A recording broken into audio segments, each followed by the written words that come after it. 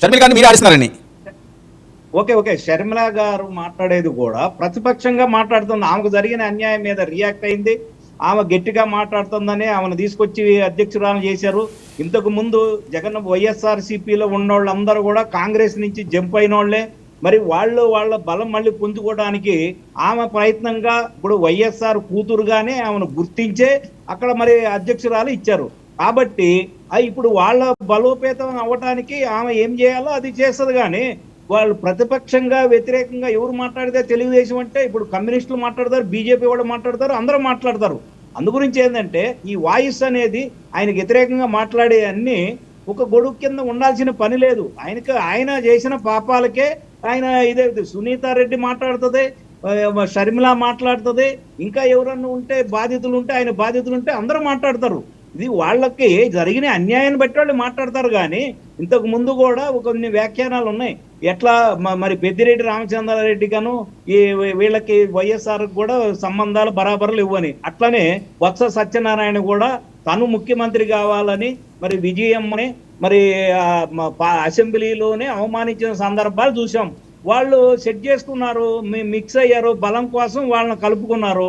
మరి ఈమెను వాడుకొని ఈమెను సేవలు ఉపయోగించుకొని పాదయాత్ర చేసిన తర్వాత కూడా ఆమెకు దక్కాల్సిన ఆస్తులు కానీ ఆమెకు దక్కాల్సిన ఇది కానీ ఏదైతే పవర్లో కూడా భాగం వారసత్వంగా రావాల్సింది ఆమెకు రాలేదని ఆమె పోరాటం చేస్తుంది. అట్లనే కాంగ్రెస్ పార్టీని ముంచేసి కాంగ్రెస్ పార్టీలో ఉండి ఇన్ని లక్షల కోట్లు సంపాదించుకొని మరి మమ్మల్ని అన్యాయం చేశారు కాబట్టి వాళ్ళు కూడా టార్గెట్ చేస్తారు. ఇదంతా కామన్. ఇప్పుడు మనం వీక్ అయినప్పుడు శత్రువులందరూ అటాక్ చేస్తారు. ఇది గేమ్, ఇది రాజకీయంలో గేమ్. ఈ గేమ్ లో తప్పదు. ఎందుకంటే నువ్వు అధికారంలో ఉన్నప్పుడు నీ అధికారాన్ని విశృంఖలంగా ఉపయోగించి సొంత బాబాయిని ఇట్లా మట్టు పెట్టి సింపతి ఓట్ల కోసం ఈ రకంగా చేసినప్పుడు రేపు నువ్వు డౌన్ అయినప్పుడు కూడా వాళ్ళ బలం పెరిగినప్పుడు వాళ్ళు ఏం చేయగలుగుతారో వాళ్ళు చేస్తారు కదా. ఇప్పుడు ఇదంతా ఏంటంటే వారసత్వంగా వచ్చే ఆస్తులు, పగ, ప్రతీకారాలు, హక్కులు వీటన్నిటి మీద ఆధారపడి ఉంటుంది. ఈ రోజున మనము ఇప్పుడు అభివృద్ధి అనేది నీకు అవసరం లేదు, ప్రజలు ఇబ్బందులు అనేది నీకు అవసరం లేదు.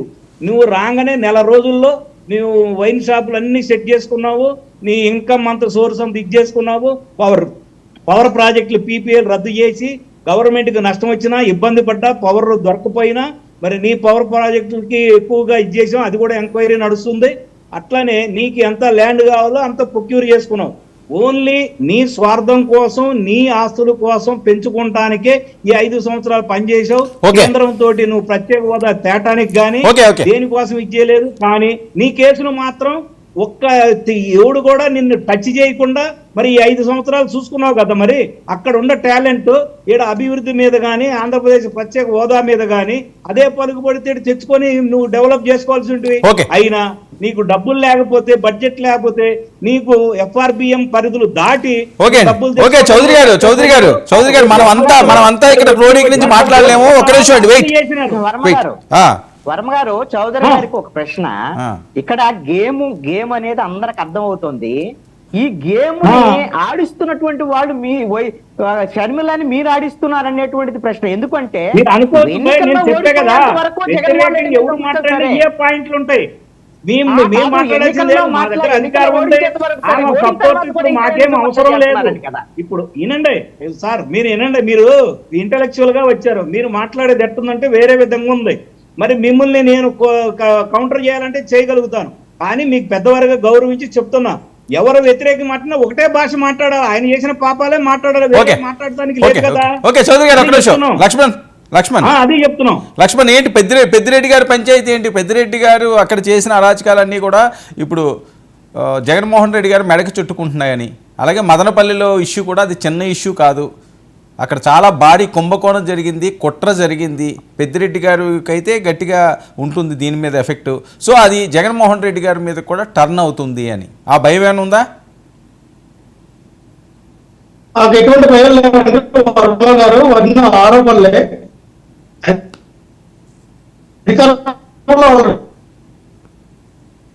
కాబట్టి చూపించండి.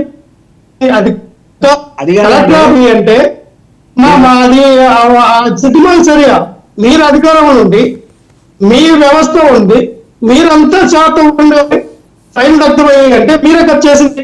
మీరు కాల్సి ఏదైతే రాష్ట్రంలో జరుగుతున్నటువంటి ఈ నరనాథన్ని డైవర్షన్ డివేట్ చేయడానికి చేస్తున్నటువంటి ఒక నాటకం. రాష్ట్రంలో ఇప్పుడు సంక్షేమ పథకాలన్నింటి మీద కూడా ప్రజలు మాట్లాడకూడదు, ప్రజలు ఆలోచించాలి. ఈ డివేషన్ నడుస్తూ ఉంది. ఆయన ఆగండి ఒక నిమిషం. మీరు మాట్లాడినప్పుడు చాలా ఓపుతాను ఉన్నాను. మీకు ఇచ్చిన రోజు మీరు ఆగండి. లిమిట్ తర్వాత ఆగొచ్చు చెప్తున్నా. అయితే వర్మ గారు ఉండవయ్యా, నువ్వు మాట్లాడే బాగుంది ఆగు. వర్మ గారు మదనపల్లిలో జరిగిన ఘటన ఓకే, ఇప్పుడు ఎంత డిజిటలైజేషన్ కదండి, సిస్టమ్లు ఉంటాయి, హార్డ్ డిస్క్లు ఉంటాయి, ఎక్కడ పోతే సమాచారం ఫైల్ కాల్చిస్తే పోదు కదా. ఫైల్ కాల్చేసిన మాత్రాన ఆ దగ్గర ఉన్నటువంటి ఆబ్జెక్ట్ అంతా పోదు కదా. డిజిటలైజేషన్ ఇప్పుడు అంతా హార్డ్ డిస్క్ లో ఉంటుంది. తీయండి, వెనక్కి తీయండి. నిజంగానే పెద్దిరెడ్డి రామచంద్రారెడ్డి గారు తప్పు చేస్తే కోర్టులో న్యాయాలు ఉన్నాయి, చట్టం ఉందో తన పని తను చేసుకెళ్తుంది. మీరెందుకు గొప్పగాల్సి ముఖం మీద పడేస్తూ ఉన్నారు? మీరు పెద్దిరెడ్డి రామచంద్రారెడ్డి గారిని ఎందుకు టార్గెట్ చేస్తూ ఉన్నారు?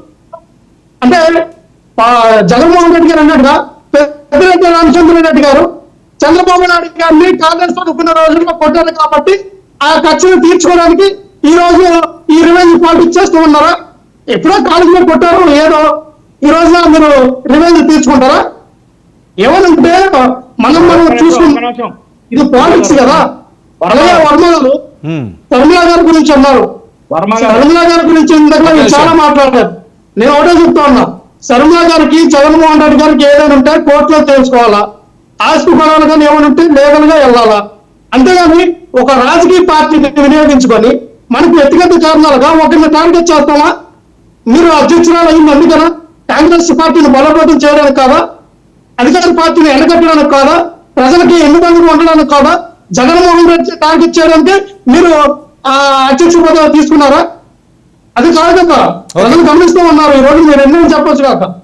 మీకేమైనా కోర్టులో తెలుసుకుంటే ప్రతి కుటుంబంలో అన్నదమ్ములు అన్న చెల్లి మధ్య గొడవలు ఉంటే, ప్రతి కుటుంబంలో గొడవలు ఉంటే ఎవరిని చిన్న చిన్న ఈ రోజు వస్తే రేపు కలుస్తారు. ఇదే విజయమ్మ గారు, అలా విజయమ్మ గారు, అలాగే ఆ శరవణమ్మ గారు, చాలా మంది అక్కడ చాలా మంది గారికి అంటే చాలా మంది అయ్యా మీరు జగన్మోహన్ రెడ్డి గారు ఒక్కడే ఉన్నారు, తండ్రి చనిపోయారు, తండ్రి చనిపోయిన తర్వాత జగన్మోహన్ రెడ్డి గారు ఒకటే అయిపోయారు.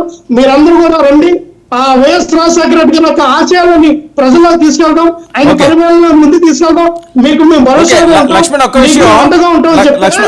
చాలా మంది కూడా జగన్ గారు అంటూ నడిచారండి. ఈ రోజున వీళ్ళందరూ కూడా జగన్ గారు అంటే నడటానికి కారణమైనటువంటి శర్మిల గారు, విజయమ్మ గారు దేనికి ఈ ప్రయత్నం తీసుకున్నారు? వాళ్ళు సమాధానం చెప్పాలా? ఓకే లక్ష్మణ్, ఏంటి బెంగళూరు పదే పదే జగన్మోహన్ రెడ్డి గారు వెళ్తున్నారట, ఏదో జరుగుతుంది అని చెప్పి వస్తున్న వార్తలు? ఖచ్చితంగా సార్, బెంగళూరు వెళ్ళడానికి గల కారణాలు ఏంటంటే జగన్మోహన్ రెడ్డి గారు ఆయన దాదాపుగా ఒక 5 సంవత్సరాల నుంచి బెంగళూరు దీంట్లో ఆయన అక్కడికి వెళ్ళి విశ్రాంతి తీసుకోవడానికే తప్ప లేదా కాంగ్రెస్ పార్టీతో మంత్రాలు జరిపి ఇండియా కూటమికి సపోర్ట్ చేస్తారు, ఇండియా కూటమిలో జగన్మోహన్ రెడ్డి గారు ఎలబోతూ ఉన్నారని ప్రసారం చేస్తూ ఉన్నారు. రాజకీయాల్లో నన్ను అడిగితే వర్మ గారు ఏదైనా సాధ్యమే, అసాధ్యమైనది ఏముంది? రేపు చంద్రబాబు నాయుడు గారు 1995లో కూటమితో వెళ్ళారు, తర్వాత వెళ్ళలేదు, మరి 2004లో వెళ్ళారు, తర్వాత వెళ్ళలేదు. అలాగే చంద్రబాబు నాయుడు గారు ఒక్కసారి కూటమితో పెట్టుకున్నారు, మళ్ళీ కాంగ్రెస్ పార్టీతో వెళ్ళారు. ఆయనకే ఎథిక్స్ లేవు కదా. రాజకీయాల్లో ఎథిక్స్ లేని వ్యక్తి అంటే చంద్రబాబు నాయుడు గారే. జగన్మోహన్ రెడ్డి గారి వైపు ఒక వేలు చూపించారంటే 4 వేలు మీ వైపు ఉన్నట్టే. ఈ రోజు ఒకటే చెప్పాం, ఎవరైతే ప్రత్యేక హోదా స్పెషల్ స్టాటస్ ఇస్తారో ఆ పార్టీకి సంపూర్ణంగా మా యొక్క మద్దతు ఉంటుందని జగన్మోహన్ రెడ్డి గారు చాలా క్రిస్టల్ క్లియర్ గా చెప్పారు. ఈ రోజు మామూలు పడుతుంటారు. ఓకే, జగన్మోహన్ రెడ్డి గారు ఎక్కడ ఇండియా పార్టీకి సపోర్ట్ చేస్తానని బహిరంగ చెప్పారు. సో భవిష్యత్ కాదండి. ఓకే లక్ష్మణ్, ఓకే భవిష్యత్, ఓకే లక్ష్మణ్ ఒక్క నిమిషం, లక్ష్మణ్ ఒక్క నిమిషం. భవిష్యత్తు పథకాలన్నీ కూడా బెంగళూరు ప్యాలెస్ లోనే అంతేనా? సార్ బెంగళూరు ప్యాలెస్ లో పార్టీని రీఆర్గనైజేషన్ చేస్తూ ఉన్నారు. జగన్మోహన్ రెడ్డి గారు ఓడిపోవడానికి గల కారణాలు ఏంటనేది సమీక్షించుకొని బెంగళూరు ప్యాలెస్ బెంగళూరులో ఉన్నటువంటి తన నివాసం నుంచి పార్టీ రీఆర్గనైజేషన్ చేస్తూ ఉన్నారు. Okay, okay.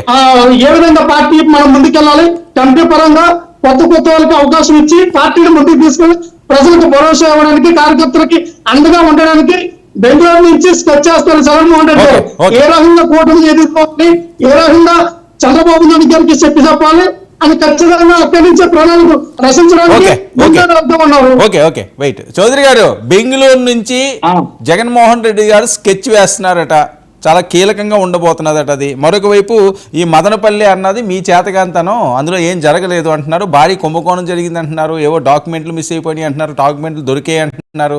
ఈ పంచాయతీ ఏంటి? ఇప్పుడు ఈ లక్ష్మణ్ కున్నంత తెలివితేటలు